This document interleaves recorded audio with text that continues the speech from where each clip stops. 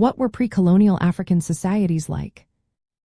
Imagine a time long before borders and nations, when communities across Africa thrived in diverse ways.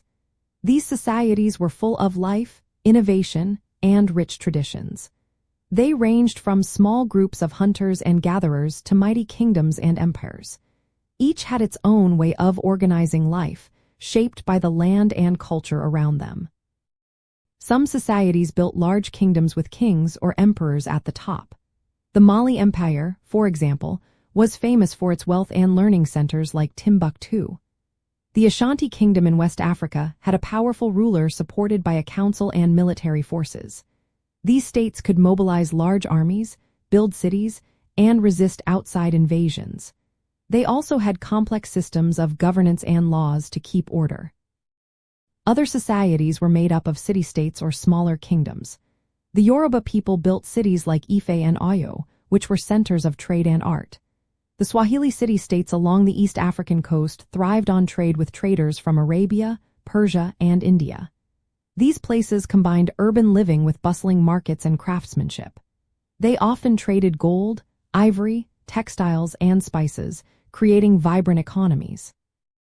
There were also societies that did not have centralized governments. The Igbo communities in Nigeria and the Nowor in Sudan relied on kinship and councils of elders to make decisions.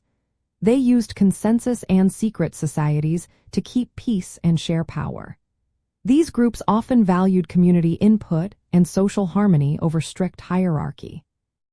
Family ties were the backbone of social life.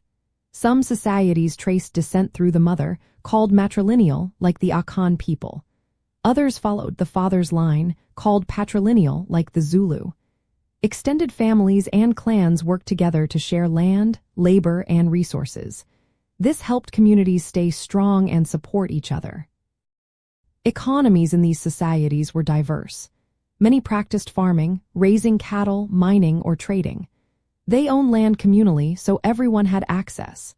They developed skills in crafts like weaving, metalworking, and pottery.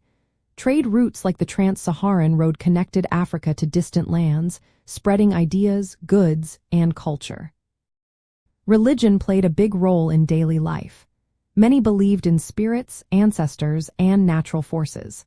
Some communities practiced traditional religions, while others adopted Islam or Christianity over time.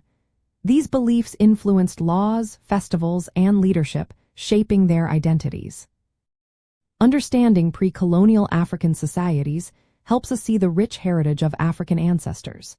These societies were organized, creative, and resilient, challenging ideas that Africa was primitive or chaotic.